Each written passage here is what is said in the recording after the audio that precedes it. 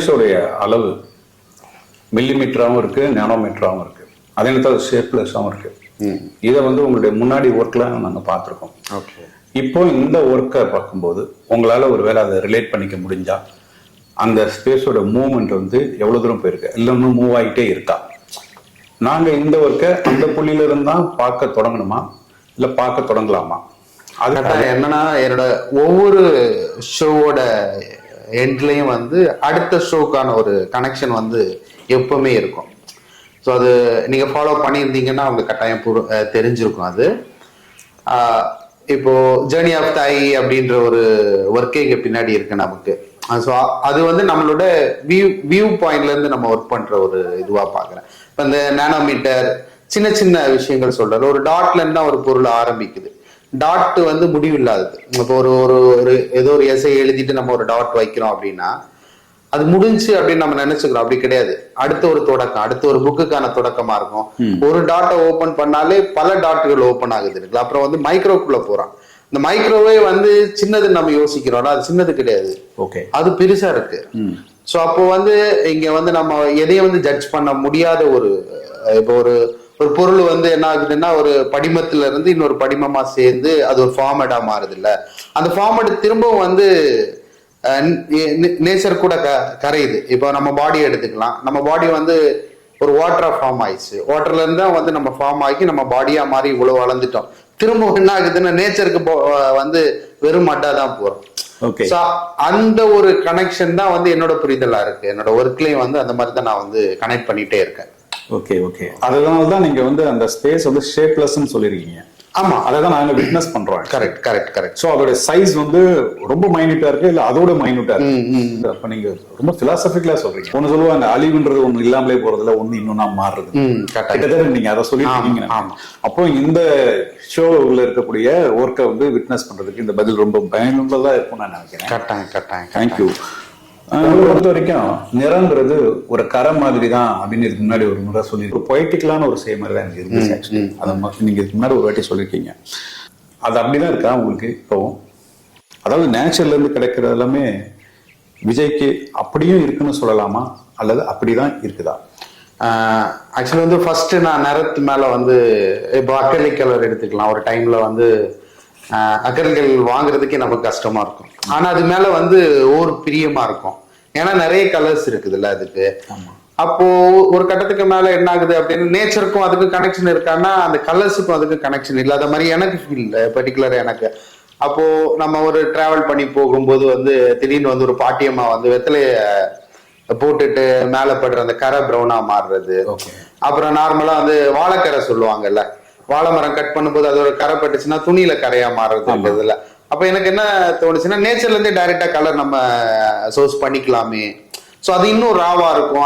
அதுக்கும் எனக்குமான கனெக்ஷன் வந்து இன்னும் பயங்கரமா இருக்கும் அப்படின்றத வந்து நான் உணர ஆரம்பிச்சிட்டேன். ஸோ அப்போ நான் என்னன்னா அதை நோக்கி தான் நகர்றேன். இப்போ ரீசெண்டா இந்த ஷோக்கு பாத்தீங்கன்னா வந்து முழுக்க வந்து மரத்துல இருந்து இருக்கிற கலர்ஸ் தான் நான் யூஸ் பண்ணியிருக்கேன். டஸ்ட் இப்போ ஒரு தீக்குட்டு எடுத்துக்கிறோம் அப்படின்னா அதை வந்து பேப்பர்ல வந்து கிரைண்டிங் பண்ணி எடுக்கும்போது அதோட டஸ்ட் வந்து ப்ரௌன் கலரா இருக்குது.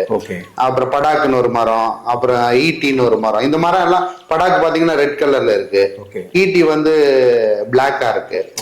சோ இது என்னன்னா நான் திரும்ப என்ன ஓபன் பண்ணும்போது தான் இதெல்லாம் இருக்குன்னு தெரிய வருது. இல்ல அப்படின்னா ஒரு ஆர்டிஸ்டா வந்து நான் வேற அக்ரிலிக் கலரை பார்த்துட்டு இருந்திருப்பேன், வேற ஆயில் கலரை பார்த்துட்டு இருந்திருப்பேன். ஸோ எனக்கும் அந்த ஒர்க்குமான கனெக்ஷன் தேவைப்படும் போது ஒரு தேடல் வந்து ரொம்ப ரொம்ப முக்கியமா இருக்கு அப்படின்றத நான் வந்து எப்பவுமே எல்லா ஷோலையும் அதை யோசிச்சுட்டே இருப்பேன். Okay okay okay. மெயினா வந்து உங்க ஒர்க்கே வந்து இந்த உட் கட்டிங் அப்படின்னும் போது அது இன்னும் உண்டு அந்த பேஸ் வந்து அதுக்கு ரொம்ப சப்போர்ட்டிவா. ஆமா கட்டாயம். ஏன்னா நீங்க புதிய நிறங்களை வந்து உங்களுடைய ஒர்க்ல எப்பவுமே நாங்க பாக்குறோம். அப்போ you are getting that colours from the nature. Correct. Mother எர்த்ல இருந்தா நீங்க மேக்ஸிமம் எடுக்கிறீங்க அப்படின்றதான் வந்து ஒரு ஹைலைட்டாகவும் பார்க்கலாம். அதாவது அதனால சவுண்ட் ஃப்ரீக்வன்சி ஒரு சின்ன இடத்துல அது ஒரு இமேஜா எப்படி கன்வெர்ட் ஆகுது அப்படிங்கிறதும் அதுவே ஒரு பெரிய லேண்ட்ஸ்கேப்ல என்னவா உருமாற்றம் அடையுது அப்படின்றத உங்களுடைய அனுபவத்துல இருந்து பகிர்ந்துக்குங்க. ஏன்னா அது ரிலேட்டடா எனக்கு சில கேள்விகள் இருக்கு. It's about balancing of sound frequency in a composition அப்படின்னு சொல்லலாம். நிதானம் ஒன்று இருக்கும், கோவம் ஒன்று இருக்கு, ரெண்டு இருக்கு. சரி. இப்ப நிதானமா இருக்கும்போது சாப்பிட்டா நம்ம பேசுவோம். ம்.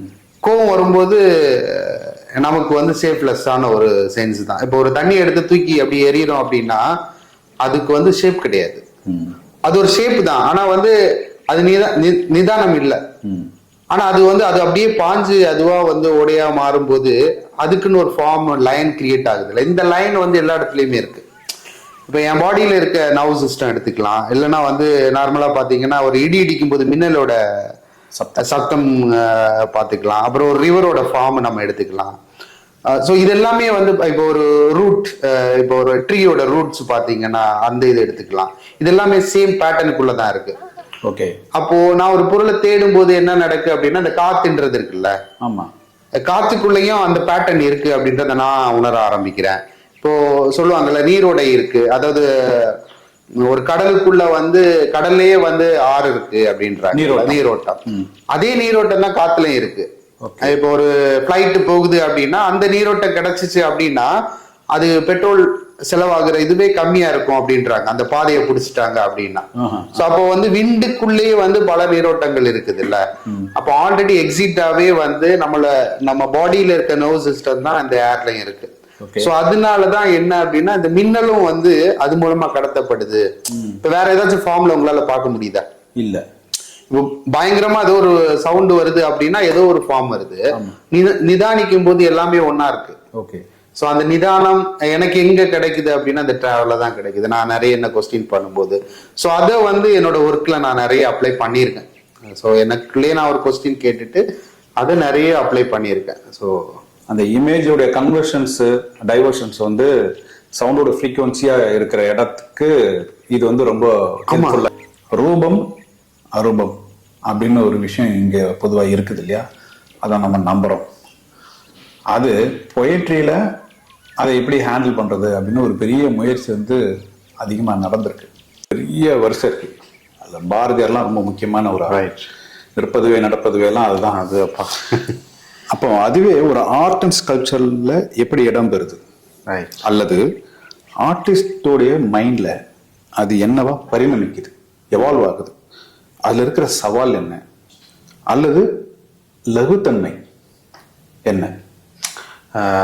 ஆக்சுவலி என்னன்னா ரூபம் அரூபம் அப்படின்றது ஒன்று இருக்குது இல்ல. ரூபம் அப்படின்றது வந்து இங்க நம்மளால பார்க்க முடியறது எல்லாமே வந்து ரூபம் அப்படின்றது வந்து ஒரு கன்க்ளூஷனுக்குள்ள இருக்கிற மாதிரியான ஒரு யோசனை தான் எனக்கு பர்டிகுலரா. எல்லாமே ரூபம் தான்.